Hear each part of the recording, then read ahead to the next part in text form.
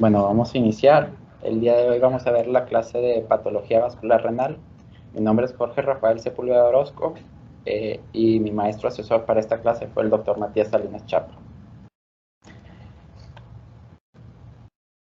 Dentro de las patologías que vamos a revisar van a ser la estenosis de la arteria renal, la displasia fibromuscular renal, la poliarteritis nodosa, trombosis de la arteria renal, hematoma renal, laceración renal, aneurisma de la arteria renal, disección de la arteria renal, malformación arteriovenosa, trombosis tumoral de la arteria renal, linfoma renal y necrosis cortical aguda. Para iniciar vamos a ver un poco de anatomía.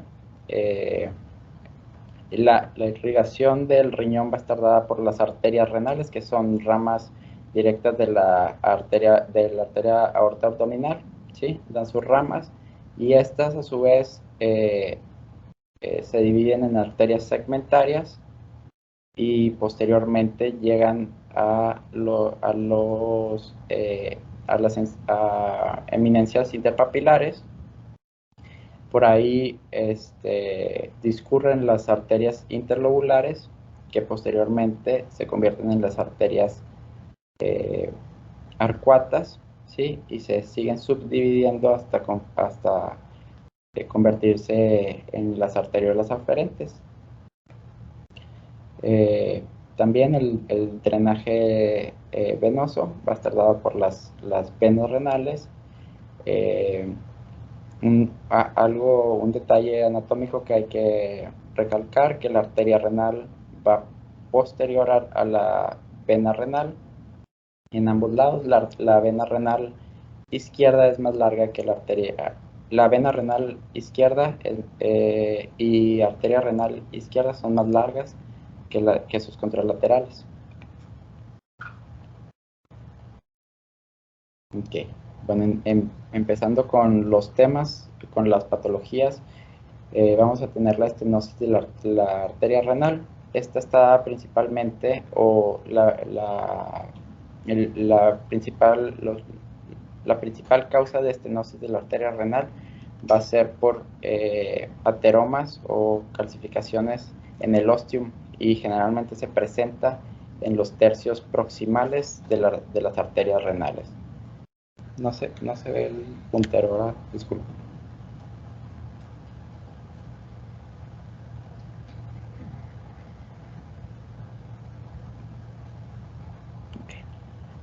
Van a estar generalmente la estenosis, cuando es por algún ateroma, va a ser en los tercios proximales o en el ostium de la arteria renal.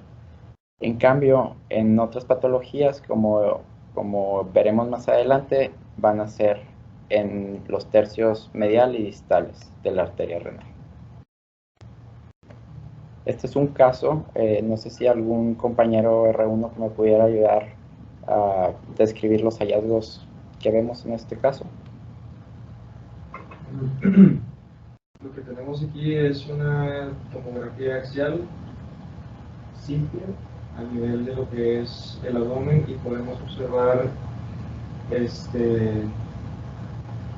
lado izquierdo el hígado, anterior está colon transverso, posterior a eso parece ser intestino delgado, y lo que me llama la atención está a nivel de los riñones. Parece que hay un borramiento de los planos grasos del lado derecho, y a nivel de la aorta abdominal parece que es una placa que está como una placa tromatosa que está como ramificando hacia lo que son, pues, las arterias renales,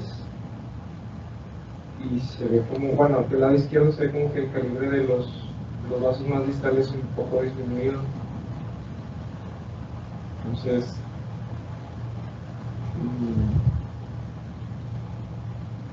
pues igual podría ser la placa que estén usando, disminuyendo el calibre de la arteria renal que va al riñón izquierdo y el derecho también. Muy bien, mire, bueno. El estudio contrastado, ¿no? Sí. Porque, ¿dónde ves que está contrastado, Pablo? en la aorta. Ok. Normalmente, ¿en qué estructuras buscamos para ver si está contrastado? Ok, sí, la aorta, ¿y qué otro?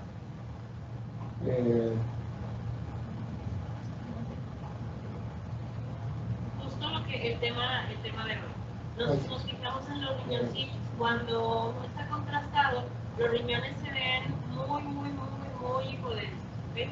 Entonces, si no ven los riñones impodentos, pueden al contrario aquí diferenciar entre dónde está la corteza y la médula. Entonces ahí puedes decir que está contrastado. Me decías que veías como si estuviera borrada la grasa. ¿Por qué parece que está borrada? ¿Cómo está tomado esa imagen? ¿Está normal en un visualizador normal y ya? ¿O tiene alguna otra característica? Está en para que se vean más los vasos. Exactamente. Entonces, ¿te acuerdas cuando nos platicamos de qué se trataba el PIN?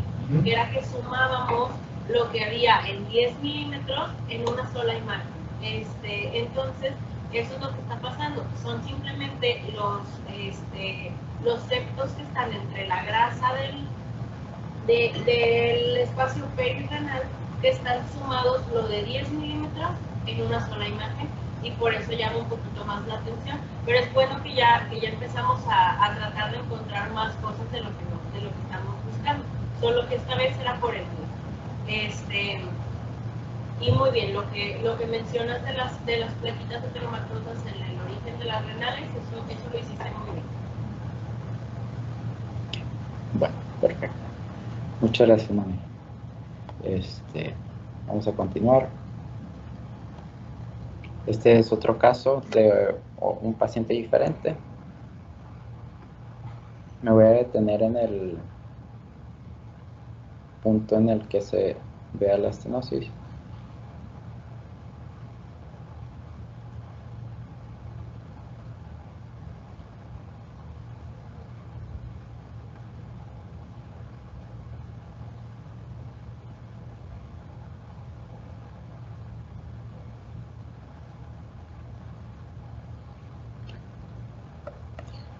Perdón.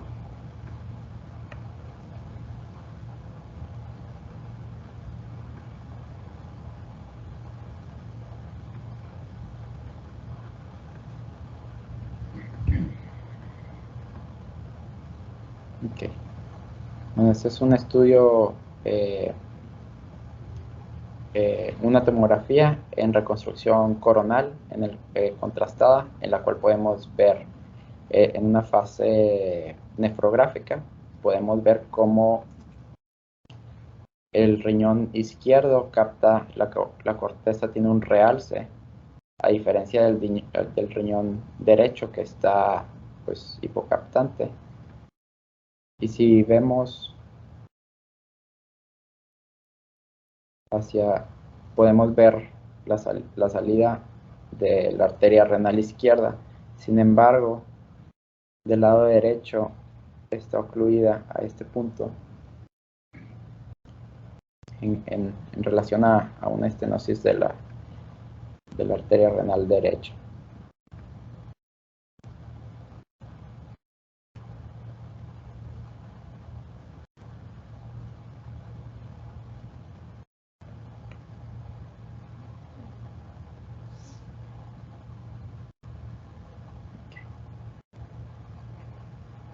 Bueno, ahora hablando de la displasia fibromuscular, hay diferentes tipos de afectación de esta patología que afecta la íntima, la media y la perimedial.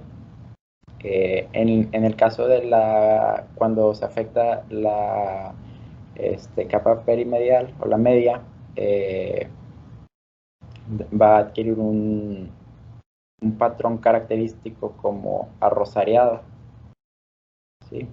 Esto provoca pues, estrechamiento de la luz e hipoperfusión, se estenosa la arteria renal. Esta patología es más frecuente en mujeres que en hombres, ¿sí? Y generalmente los síntomas, pues como en muchas de las patologías que provocan estenosis o hipoperfusión renal, se va a manifestar con hipertensión secundaria, que es de difícil manejo o refractaria al tratamiento. Aquí tengo dos ejemplos. Este es del mismo paciente. Del lado izquierdo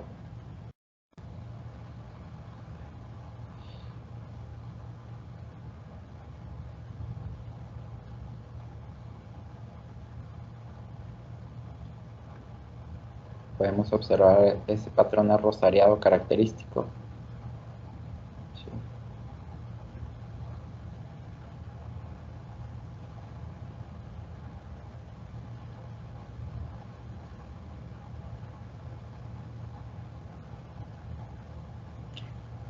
Muy bien.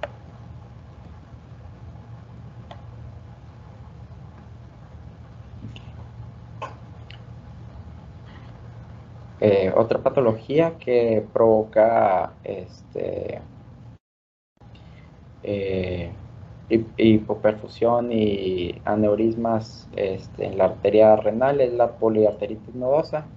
Esta causa múltiples aneurismas, generalmente de 1 a 2 milímetros, pero se pueden ver de mayor tamaño, hasta 1 centímetro. Los microaneurismas generalmente involucran a las arterias interlobulares y arqueadas o arcuatas. Estos pacientes se presentan con hematuria por hemorragia, y pues esta enfermedad es una vasculitis necrosante inflamatoria sistémica que afecta a las arterias de tamaño mediano y grande calibre. Y esta enfermedad es más frecuente en pacientes masculinos.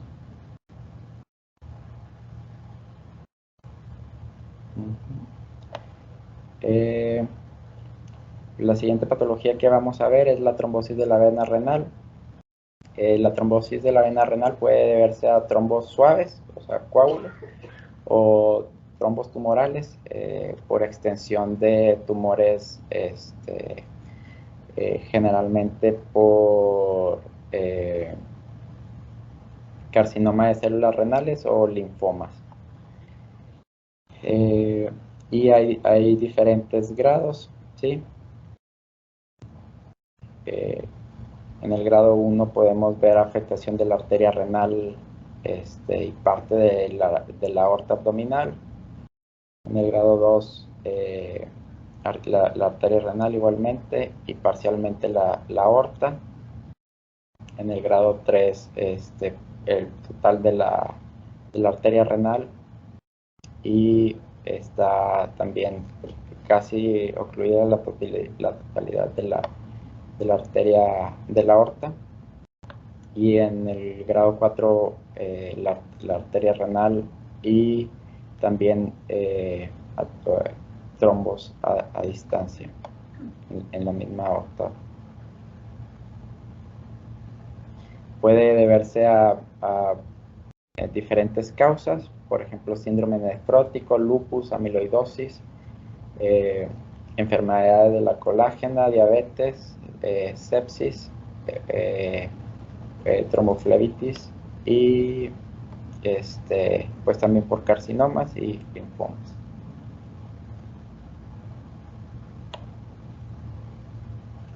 En este caso, en la imagen, en la tomografía de la derecha, podemos ver el trombo que está afectando a la arteria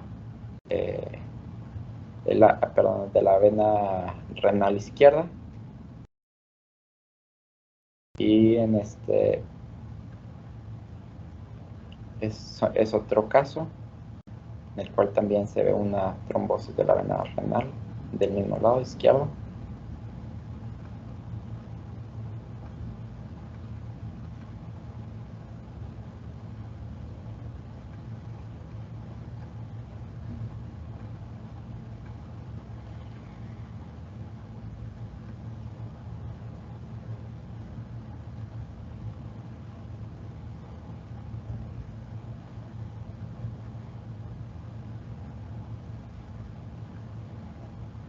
Vemos un riñón izquierdo aumentado de tamaño, hematoso, ¿sí? Por el pues, pobre retorno venoso que está condicionando la trombosis de la vena renal.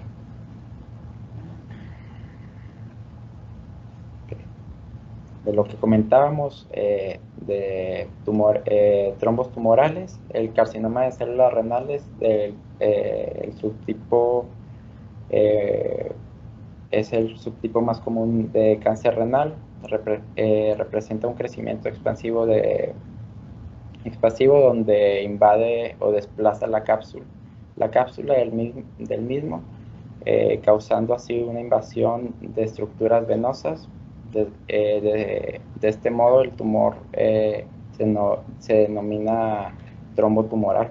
En esta imagen podemos observar, es un esquema en el cual está el carcinoma o está condicionando pues trombosis de la vena, de la aorta y de la vena renal, de la vena cava inferior.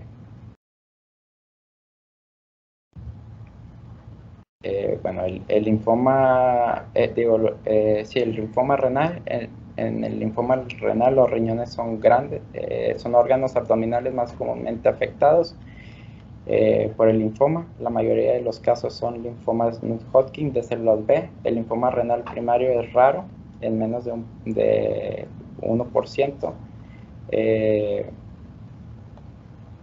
Y la afectación de los riñones en el linfoma Hodgkin es rara, menor al 1% también. El linfoma renal primario afecta con mayor frecuencia a los hombres.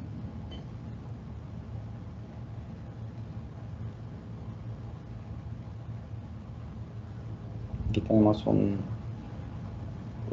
caso en el cual es un caso de un linfoma renal.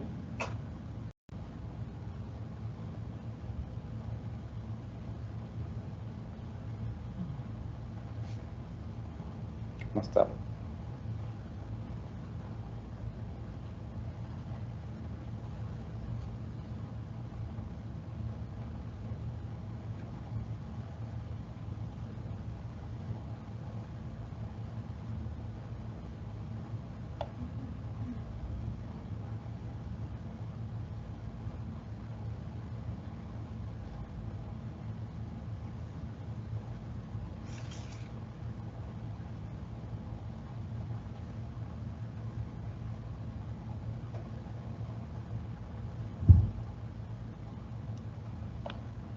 Bueno, los aneurismas de la arteria renal son infrecuentes, ¿sí?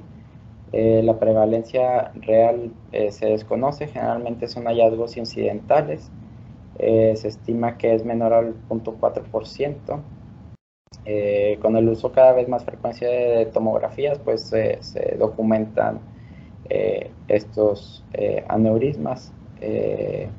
La causa más común son la displasia fibromuscular y la aterosclerosis de la arteria renal.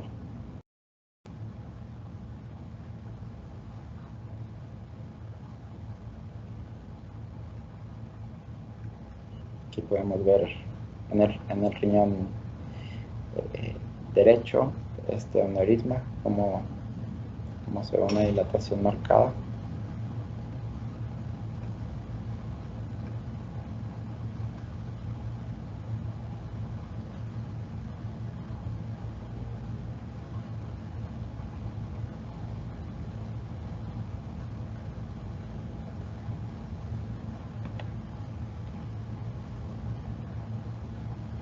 Okay, este es un caso, hablando de una disección aórtica, una disección de la arteria renal, perdón. Esos generalmente son secundarios a traumatismos.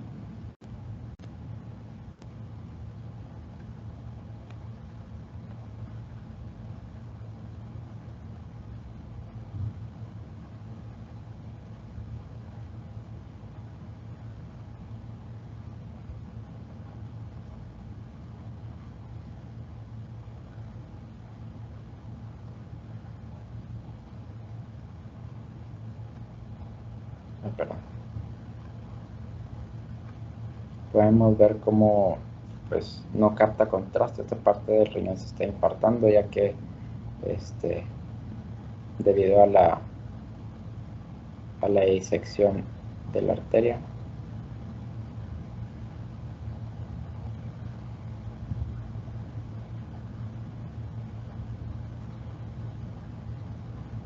Más adelante veremos las escalas y los manejos del trauma renal. Este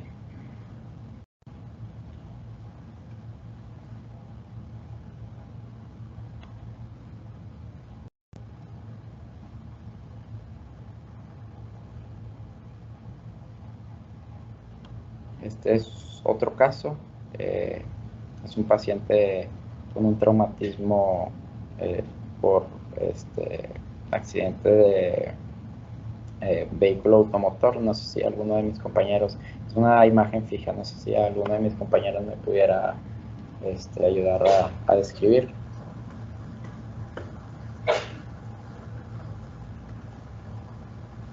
Pues tomando en cuenta la...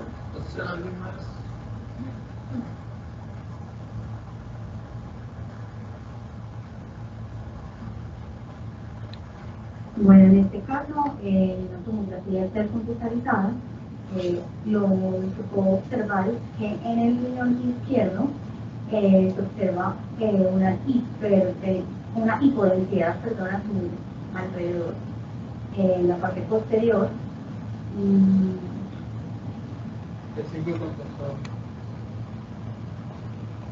es contrastada, lo cual podría ser, según lo que nos comentó Jorge, algo de hematoma o por la contusión. ¿Qué localización lo ves? ¿Qué parte del riñón? Está en su parte posterior. Ajá, pero... ¿Encapsulado o qué es lo que me... ¿Cómo se llama? Toda la cápsula. Subcapsulado. Sí, así es. Un poquito más de imagen. La fina formatada, la densidad de estado, lo que dijo Mario. La imagen, o sea, del hematoma. Bueno, yo lo describiría, observo una imagen redondeada, de ovoide más bien, de bordes regulares, hipodensa, que se encuentra en la parte subcapsular del riñón izquierdo. Nada más la definiría como Hiperdensa. Es que Diego te lo está comparando por ejemplo, líquido. Entonces piensa, yo sugeriría, a lo mejor no tenemos punto de comparación con cualquier otro líquido, pero piensa, por ejemplo, en cómo se ve la densidad de la vesícula biliar y ve la densidad que tiene esta imagen. Sí, sería hiperdensa. Por eso es un poquito más denso que lo que tú esperas de líquido. Compáralo a lo mejor con el cistecito que está enfrente. El cistecito que está enfrente es un poquito más tipo denso que la imagen que tú estás viendo, lo que te apoya más a lo que dices tú, que por el antecedente que nos menciona Jorge, esto es un hematoma. Y de lo que te refiere Mario, de que es importante mencionar subcapsular, porque fíjate, la grasa perirenal, alcanzas a ver ahí la fascia que está delimitando la grasa perirenal. No sé si tengas ahí apuntador que puedan apuntar esa fascia.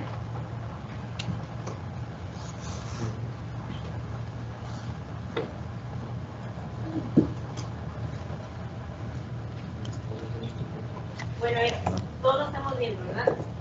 Entonces, entonces eso es importante decir si está subcapsular o no, porque que ya esté por fuera de la cápsula va a cambiar el manejo. Por eso te hacen ese énfasis de mencionarlo. Siempre mencionar también si tiene contraste, o sea, si está realzando al medio de contraste o no. ¿Y cuál podría ser un diferencial también en este mismo paciente? Politraumatizado y que tiene esta colección subcapsular, que no se hematoma. ¿qué otra colección subcapsular podríamos tener? Sería muy raro, algo no, pero sí, algo como un acceso, una colección. Ok, también podría ser que él tenía un absceso y le pegaron y ok. Pero no, o sea, algo que el trauma también puede causar.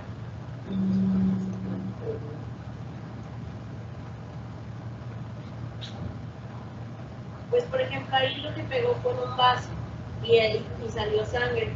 ¿Y qué otra cosa del riñón que tiene líquido puedes pegar y que se Ah, sale? ok, sí, podría ser diuréter, o sea, sí. ¿Y qué se estaría coleccionando? Orina, Y entonces si es una colección de orina se llama urinoma. urinoma. También podría ser, y entonces, ¿qué fase le pedirías tú para saber si es un urinoma o si es un hematoma? De eliminación. De eliminación. Entonces, siempre tenerlo en mente cuando vemos eso. ¿Y eliminación a cuántos minutos? A los 3. Perdón, de 7 a 10 minutos. Ajá, una eliminación temprana para que se quede arriba el contraste. También lo puedes pedir un poquito más tardía para asegurarte que se acumula ahí. Okay. Pero sí, la idea es que lo pienses siempre para eliminación para riñón, no tanto para Ajá. Muy bien, Melissa. Bueno, manita, sí. Ahí también como mencionan mucho, si ustedes ven líquido perigonal, hay que también solicitarle la eliminación, porque entonces nos puede dar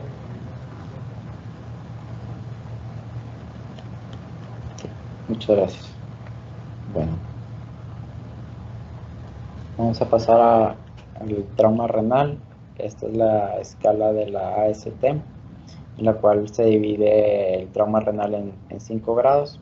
En el primer grado pues va a ser la contusión o el hematoma subcapsular, como en el caso que describió Melissa.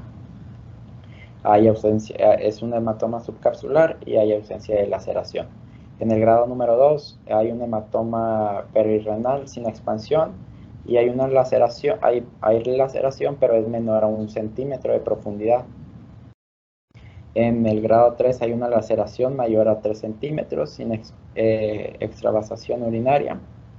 En el grado 4, hay, en caso de la laceración, llega hasta la unión córtico-medular, ¿sí? O al sistema colector. Y hay lesión segmentaria de las arterias o venas con hematoma contenido. Laceración parcial o trombosis vascular. Y en el grado 5, pues la laceración va a haber un riñón pues prácticamente destrozado y va a haber abulsión de los vasos. Y mencionar que hasta el grado 3, si el trauma es bilateral, se agrega un grado más. Vamos a ir mencionando y poniendo ejemplos de cada uno de los grados. Entonces, en este caso tenemos una contusión o una lesión renal, grado 1, que es pues solamente un hematoma subcapsular, como se muestra en el esquema, y en la tomografía podemos ver aquí el hematoma subcapsular derecho. No hay laceraciones, ¿sí? Visibles. Y el manejo es conservador en este caso. Bueno, también nos ayuda esta escala para determinar el manejo que se le va a dar a los pacientes, ¿sí? Si va a ser un manejo conservador o si va a ser un manejo quirúrgico. A partir del grado del 4 y 5 son manejos quirúrgicos. En el grado 2 hay un hematoma perirrenal sin expansión. La laceración es menor a 1 centímetro, como vemos en esta imagen. ¿Sí? No involucra, no llega o es menor a 1 centímetro y no afecta al sistema colector. No hay extravasación urinaria y el tratamiento es conservador y se sugiere vigilancia estrecha del paciente. En el grado 4 hay laceración mayor a 1 centímetro. Podemos ver cómo se extiende laceración profundamente, ¿sí? No hay extravasación urinaria y el manejo también sigue siendo conservador con vigilancia estrecha. Pasando al grado 4, ¿sí? Es una lesión córtico-medular con expansión al sistema colector. Hay lesión también vascular, ¿sí? Como podemos ver también en la tomografía, en esta reconstrucción coronal, cómo se afecta pues todo el parénquima hasta llegar al seno renal. Y el manejo en estos casos ya es quirúrgico.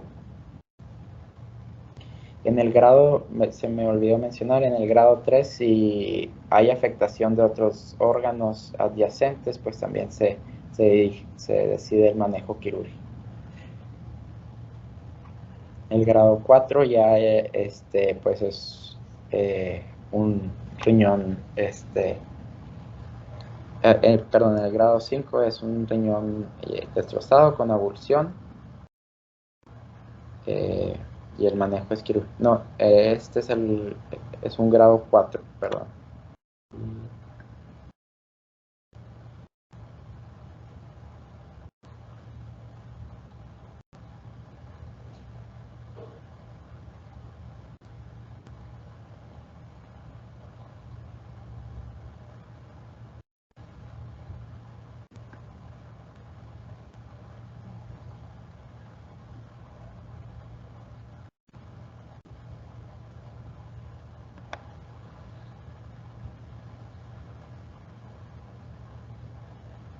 Ok. Y otra patología es la que vamos a mencionar, es la necrosis cortical renal. La necrosis cortical renal se produce por resultado de una enfermedad sistémica grave en varios entornos y puede dar lugar a insuficiencia renal. Esta puede deberse a hipovolemia, bueno, cualquier tipo de shock, por toxinas, por diferentes causas, ¿sí? Y puede condicionar a insuficiencia renal. También, bueno, en la imagen, en esta reconstrucción coronal, podemos ver los riñones bilateralmente, como pues no hay realce de la cortical, está hipocaptante en relación a la pelvis renal, a la médula renal, ¿sí? En relación a un caso de una necrosis cortical renal. Generalmente es aguda. Y listo, serían todos los casos que presenté. No sé si tengan alguna duda.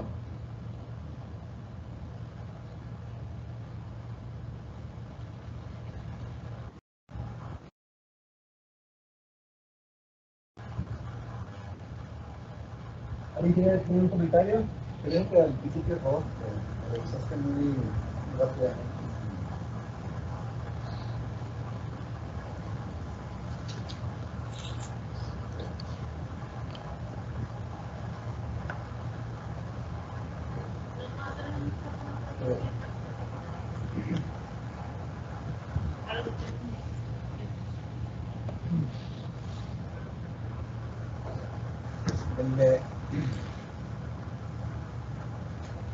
Los primeros dos casos que mencionaste, la de la estenosis de la arteria renal, la displasia fibromuscular, son muy importantes porque son las causas curables de hipertensión arterial. La mayor parte de la hipertensión arterial es esencial, no se conoce la causa, y una de las causas curables de hipertensión es la estenosis de la arteria renal y la displasia fibromuscular, junto con el fleocomocitoma.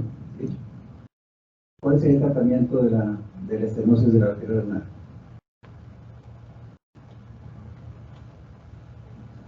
Sería colocación de estén mediante intervencionismo. Eso puede ser una manera por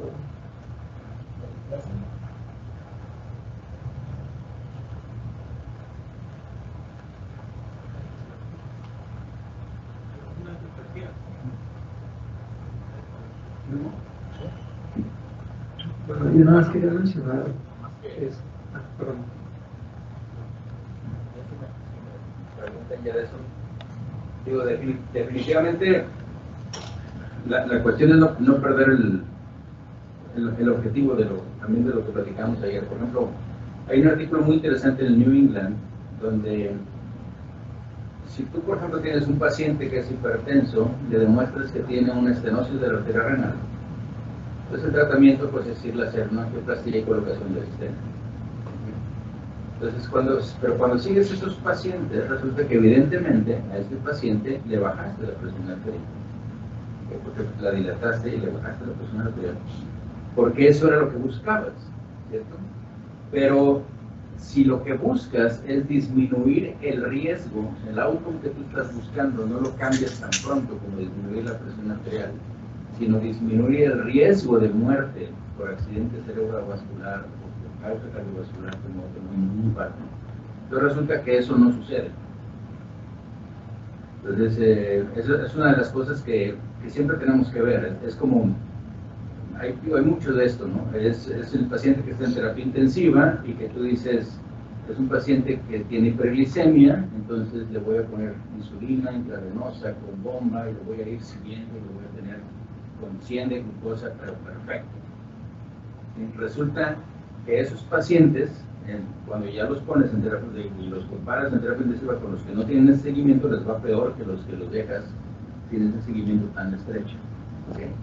¿Por qué? Pues porque obviamente puedes estar haciendo muchas cosas como sobre tratamiento, y la otra es de que a lo mejor el tiempo que tú ya tuviste la hipertensión renovascular no te va a quitar el hecho. Es como si, por ejemplo, ahorita dices, me pongo a fumar 30 años y luego dejo de fumar, pues claro que si dejo de fumar probablemente dejo de toser. Y se me quita la bronquitis crónica en 3 meses y dejo de estar así. Pero el enfisema y la probabilidad de que yo tengo que tenga cáncer de pulmón, eso no se quitó. Entonces, pero sí, el tratamiento es estrictamente para reducir la presión arterial de una estenosis de la arteria renal con un stent y de una urodisplasia con una angioplastia. ¿Siguiente tema?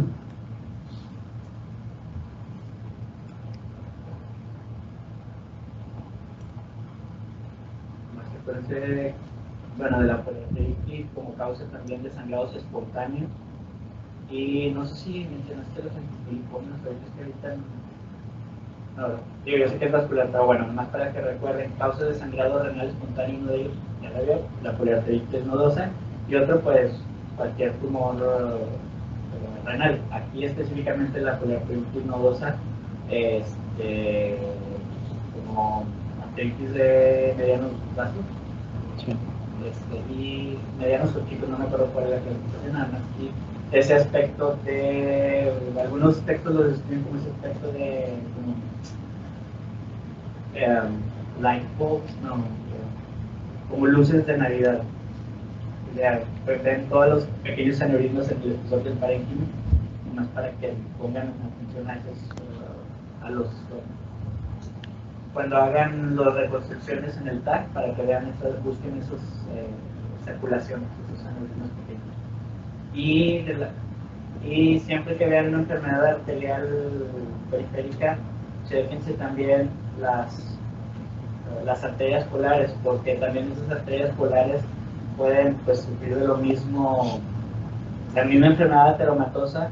Les digo porque ya me ha tocado ver 2 o 3 pacientes que vienen por una causa no renal, que van a hacerse, pues, para hacer estudios de TAVI o esas cosas, que les checan las renales y, pues, de hecho incluso uno de ellos tenía defecto de perfusión focal precisamente por una polar que estaba con estenosis cerebral. Entonces, para que cuando vean los TACs, los arquitectos de Roman, chequen bien la enfermedad vascular de los vasos de la circulación esplácnica.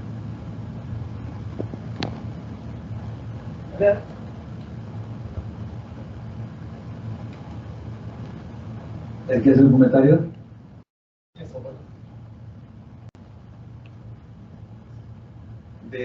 Hablando de la estenosis renal, también recuerden que es importante utilizar la modalidad Doppler, que es uno de los motivos por los que inspiran mucho los Doppler renales. En ese caso, más para mis compañeros R2, recordar cuánto era la velocidad que debía tener o cuando sospechemos de estenosis, cuánto era la velocidad que debemos que tiene la arteria renal. ¿Se acuerdan? Hay literatura que dice 180, otros dicen 200 centímetros sobre segundo exactamente. También la relación que hay entre la arteria renal y la aorta, que si es más de 3.5 veces, pues ahí tenemos sospechas de la estenosis. También en los vasos intrarrenales o las arterias ya segmentarias, si tenemos el patrón de Tardos Parvus con un tiempo de aceleración más de 120 segundos, pues 120 milisegundos, es donde ya podemos pensar también en estenosis. ¿Qué más?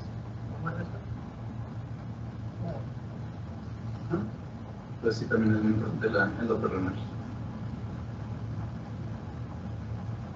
También algo que quisiera comentarles, sobre todo, no sobre patología venosa, hay que tomar en cuenta también la patología venosa, el síndrome del cascanueces o Nutcracker, en el cual la vena renal izquierda pues está pasando, la vena renal, su trayecto normal para llegar a la cava pues es que pasa entre la aorta y la arteria mesentérica superior.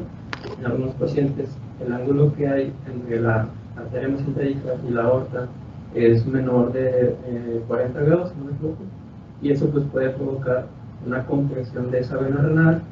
Las pacientes son sobre todo mujeres, van a tener hematuria, pueden tener también datos de dilatación venosa, varices, y pues esa es una causa que hay que ir descartando porque pues con el paso del tiempo se puede trombosar esta vena renal. ¿Por qué tendría congestión pélvica en los R1 de esa paciente con cascanueces? ¿Por qué tendría un nombre varicocele?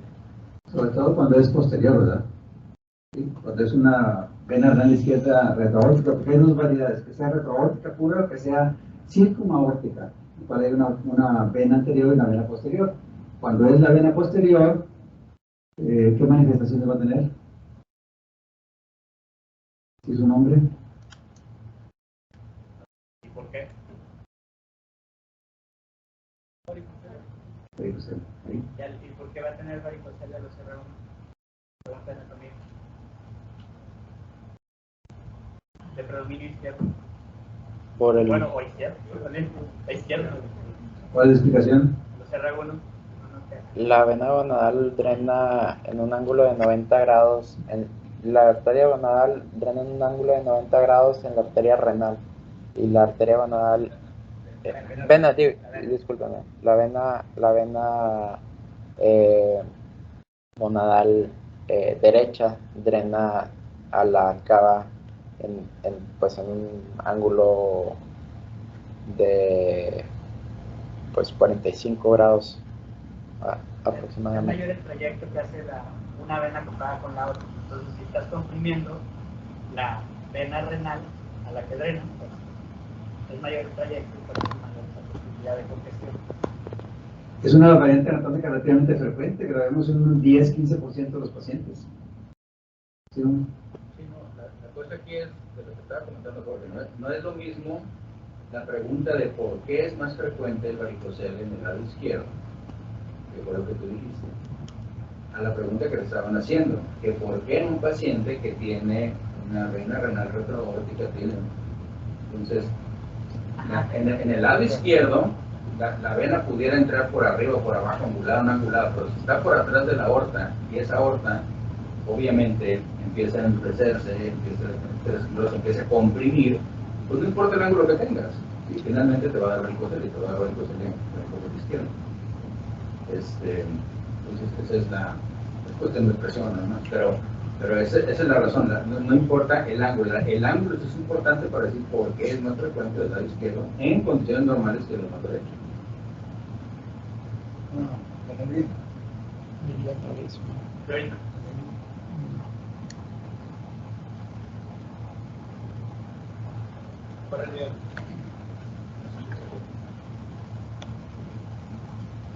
Presidente, tercero, cuarto, ¿qué comentarios sobre neurisma, tamaño, eco, etcétera? Eddie. Sí.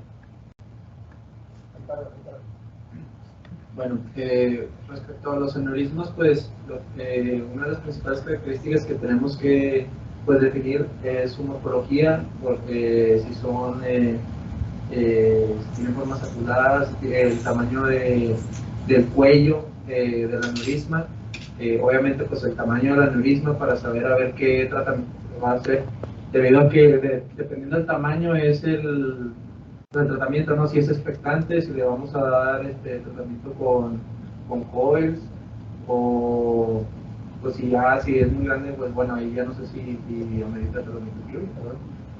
El tamaño, bueno, ¿El caso que tienes ahí? pues no sé exactamente el tamaño de ese aneurisma, pero pues Ahí está la aorta, con la aorta. ¿Cuánto de la aorta es tu nivel? como 3 centímetros. No, la aorta llega de 2 centímetros. Y está mucho más grande, pero si no se pasa, te voy a decir lo que me dijo un maestro de cirugía y ya lo he medio comprobado. La aorta en una persona debe de ir más, en el abdomen debe de ir más o menos lo reticular. El diámetro, si ves una aorta abdominal de más de 3 centímetros, ahí busca a ver si no debe tener algo de 3 centímetros. Es el punto de corte para considerar la normal. La aorta abdominal. Está pues, más de tamaño más grande que la aorta. Igual pues ahí al paciente se le podría hacer ahí un tratamiento con coil. Los aneurismas mayores de 2 centímetros tienen alto riesgo de muerte. Renal. Renal. Visceral.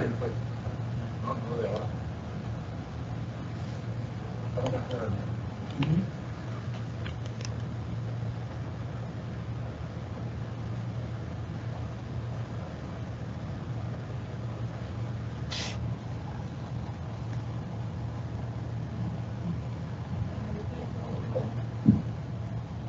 En cuanto al trauma renal, ¿te puedes revisar tantito, Jorge, por favor? Pues no sesgarnos, si vemos un trauma renal muy obvio, siempre ir a revisar los otros órganos, ¿ok? Porque obviamente el trauma se acompaña también de lesión de otros órganos, como el vaso, el hígado, incluso el páncreas, hemos visto de duodeno.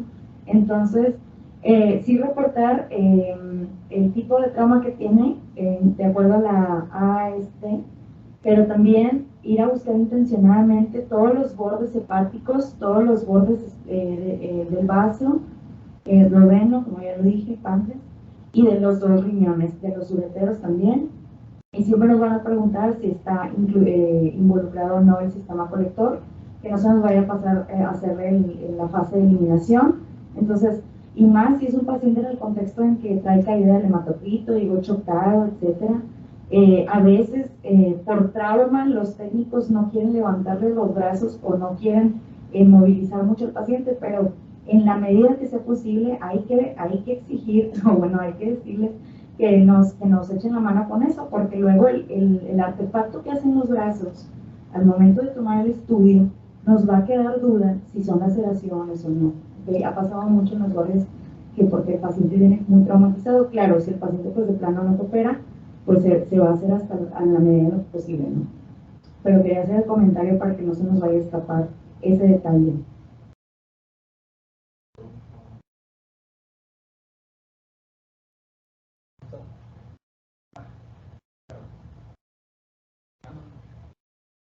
¿Alguien más? ¿Alguno de los R1 o R2 me puede decir cuál es la diferencia entre una arteria accesible renal y una arteria aberrante o polar? Aberrante y polar son lo mismo. ¿O cómo sabemos cuál es uno y cuál es el otro?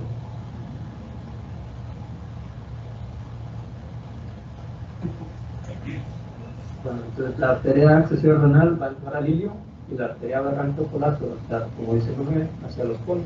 Entonces es importante sobre todo cuando tengan pacientes que si conocemos el motivo, donador renal o va a decir, sobre todo los donadores, hay que decirle al tratante cuántas arterias renales tiene, si tiene accesorias, si tiene polares, si tiene variantes anatómicas. Y también otro dato importante es si la arteria renal tiene una bifurcación temprana. antes de entrar al ilio. Eso se define como desde el osteo hasta 1.5 centímetros, ahí se divide. Si se divide es una bifurcación temprana y eso pues ya prácticamente excluye al paciente de ser donador renal. Obviamente también pues hay que mencionar las variantes de las venas, que la más frecuente es que haya venas supranumerales. Después está la circunaórtica y ya por último la retroaórtica, para que lo tomen en cuenta.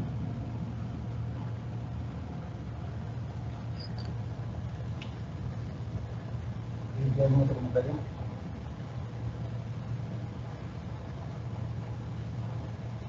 ¿No?